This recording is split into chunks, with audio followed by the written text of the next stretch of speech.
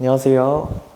2024학년도 장자중 2학년 2학기 이번 중간고사 해설 강의 맡게 된 중등 강사 박승규입니다. 바로 해설 강의 시작하도록 하겠습니다.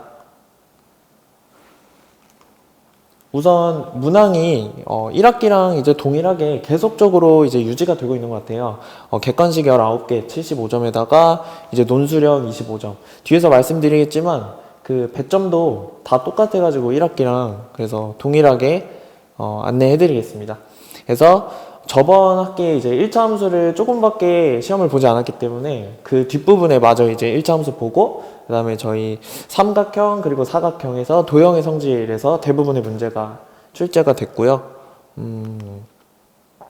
난이도는 사실 지난 학기보다는 조금 어려워지지 않았나 생각은 드는데 지난 학기가 원체 쉬웠어서 그래서 좀 그렇게 느껴지는 것도 있고 그러나 처음 보는 문제는 전혀 없었다는 거 그리고 서술형 난이도가 이제 지난 학기에는 조건 박스가 있었다면은 이번에는 이제 좀 풀이의 길이가 다소 되는 문제가 나오는 경우에 꼬리 문제를 이렇게 두 개로 나눠서 학생들이 차분하게 풀 수 있게끔 설계가 되어 있었던 것 같습니다. 그래서 틀린 개수를 기준으로 마찬가지로 다 맞거나 한 개 틀리는 정도가 상위권 정도로 예상할 수 있을 것 같고요. 이제 문제를 전체적으로 분석을 해봤을 때 지난 학기에 비해서는 그 기본 난이도의 문제가 조금 줄고 중난이도의 문제가 조금 올라간 것 같아요. 그래서 쉽게 말하면 이제 교과서 안에 있는 문제가 그대로 나오는 게 조금 줄어들었고 그 다음에 그 외의 교재에서 나오는 자주 나오는 문제들이 조금 비중이 올라갔다 정도로 보면 될 것 같고요.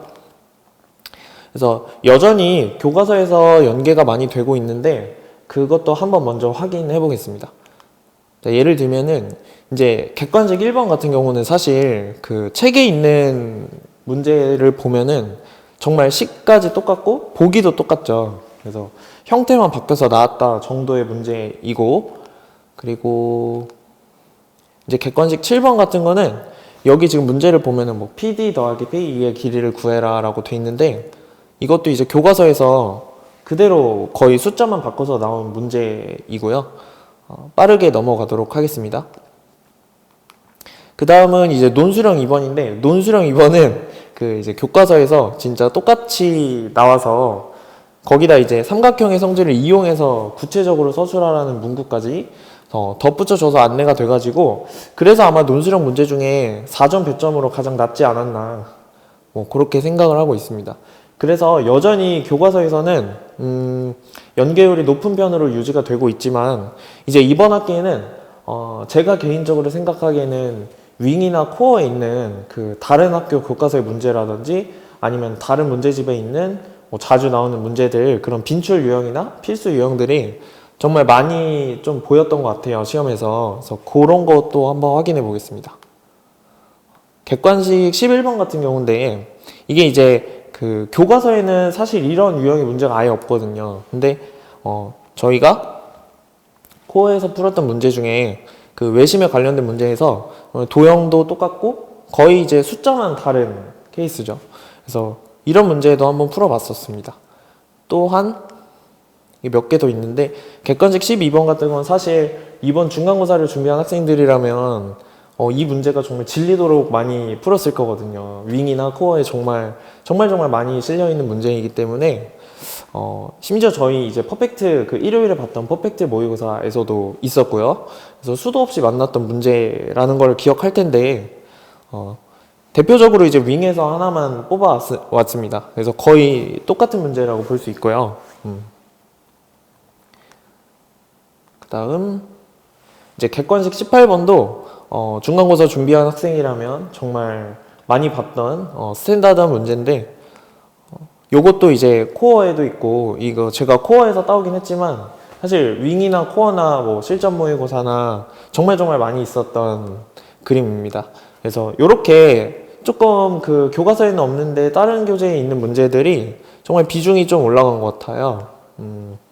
논술형 3번 같은 경우는 이제 여기는 이제 직각삼각형에서 그 외접원과 내접원의 반지름의 길이를 사실 구해서 그 넓이의 합을 구해라 라고 돼 있는데 이 문제도 사실 장자중 교과서에는 그 직각삼각형을 기준으로 내접원하고 외접원을 전부 다 이렇게 따지게 되는 문제가 확인이 안 되는데, 사실 저희가 윙에서도 이렇게 내심 외심을 그대로 가져와서 이번에는 저희는 외접원의 넓이, 내접원의 넓이 차를 구하라고 했는데, 사실 뭐 합이나 차가 중요하다기보다는 외접원과 내접원을 동시에 다루면서 반지름의 길이를 구한다는 맥락에서 어찌 보면 이제 똑같은 그림과 똑같은 문제라고 볼 수 있겠다라고 저는 판단을 해서 윙이나 코어가 역할이 조금 좋았다라고 생각을 하고요.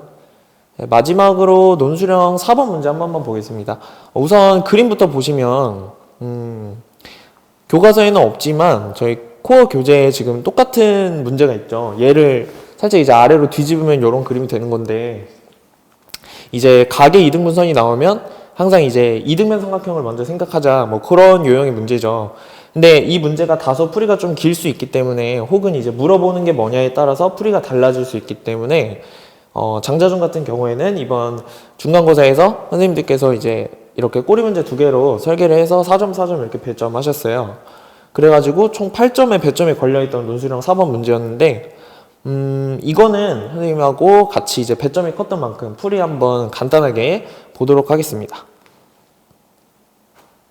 자, 1번부터 보면은 EBC, 그러니까 여기 제일 커다란 삼각형이 이제 어떤 삼각형이 되냐, 답은 물론 이등변 삼각형이지만 이 과정을 서술해 나가는 과정이 사실 도형 문제를 서술한다는 게 쉽지 않거든요. 그래서 이번에 연습을 좀 빡세게 했었던 것 같은데, 사실 간단하게 말하자면은 여기 있는 이 위에 동그라미 각을 여기 이렇게 억각을 이용하면은 얘를 여기로 보낼 수 있죠. 그러면 이제 여기랑 각이 같아지기 때문에 여기 이등변이 돼서 이제 y가 8이 나온다 하는 식의 이제 문제풀인데, 그거를 이제 이렇게 AB와 EC가 평행함으로, 그러니까 여기하고 여기 평행함으로 ABE와 DEB가 같다. 그래서 ABE와 그 다음에 DEB가 같다. 억각으로 같다.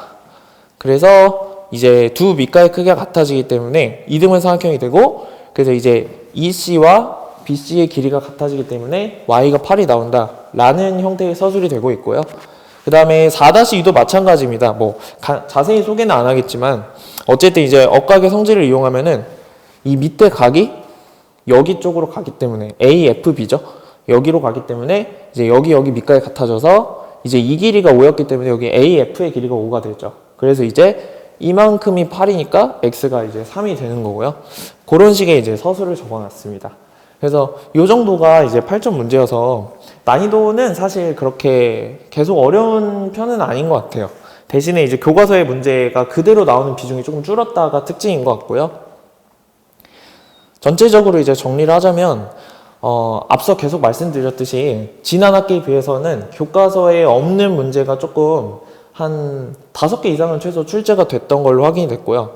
그만큼 저희 학원에서 이제 윙이나 코어에서, 그리고 실전 모의고사, 퍼펙트 모의고사 등등의 역할이 조금 더 훨씬 컸던 시험이지 않은가, 저는 그렇게 판단을 했고, 그래서 우리 중간고사 열심히 준비한 친구들한테는 하나도 새롭지 않은 문제였지만 사실 교과서 위주로만 공부를 하다 보면은 조금 이제 낯설 수도 있었던 시험이었다라고 생각을 하고, 그렇다고 해서 이제 교과서를 등한시하면 안 되는 걸 제가 앞에서 소개 드렸었죠. 교과서의 문제가 아직도 그대로 나오는 경우가 덜어 있기 때문에 교과서 문제를 모두 숙지하는 거는 당연히 이제 필수이고요.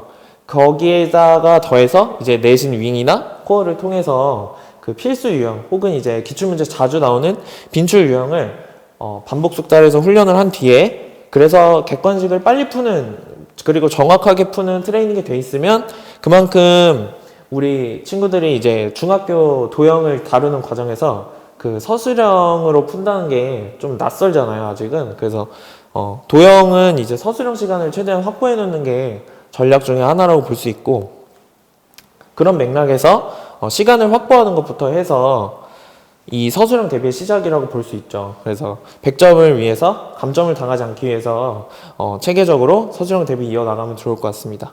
그래서 저희 학원에서 계속적으로 유지하고 있는 내신 대비 타임라인이지만 이번에는 조금 역할이 더 좋았던 것 같아요. 항상 이제 장자중 친구들의 경우에는 교과서 위주로 공부하면서 서술형만 잘하면 된다라고 하지만 뭐 아직까지 그 기조가 크게 변하고 있지는 않지만 조금씩 3학년을 앞두고 있고 뭐 그렇게 해서인지는 몰라도 윙코어 혹은 이제 외부 교재의 비중이 조금씩 늘어나고 있다는 걸 확인할 수 있어서 우리 학생들도 너무 시험이 이제 계속 쉽다 그래서 너무 쉽게만 공부하지 마시고 저희 학원 타임라인에 맞춰서 난이도 있는 공부 계속 유지해 줬으면 좋을 것 같습니다. 이상이고요. 저희가 이제 기말고사가 되면은 사실 어떤 단원이 남아있죠? 그죠? 우리 2학년 친구들 그리고 이제 고등학생까지 포함해서 도형하면은 사실 최종 보스가 닮음 아닙니까? 그래가지고 우리 이제 2024년 올해 이제 마지막 기말고사 한 번 남았죠. 그래서 최선을 다해서 닮음에다가 진짜 힘을 많이 실어서 기말고사 마무리 잘 했으면 좋겠고요. 이제 올해가 한 3달도 남지 않은 것 같은데 뭐 방학 빼면은 사실 2달 정도밖에 남지 않았죠. 그래서 딱 한 8, 9주 정도만 열심히 해서 최선의 결과 있었으면 좋겠습니다. 중간고사 뭐 추석 연휴도 하고 대비 기간도 짧아서 되게 힘들었을 텐데 너무너무 고생 많았고요. 기말고사 때는 더 좋은 결과 있었으면 좋겠습니다. 네, 이상으로 해설 강의 모두 마치도록 하겠습니다.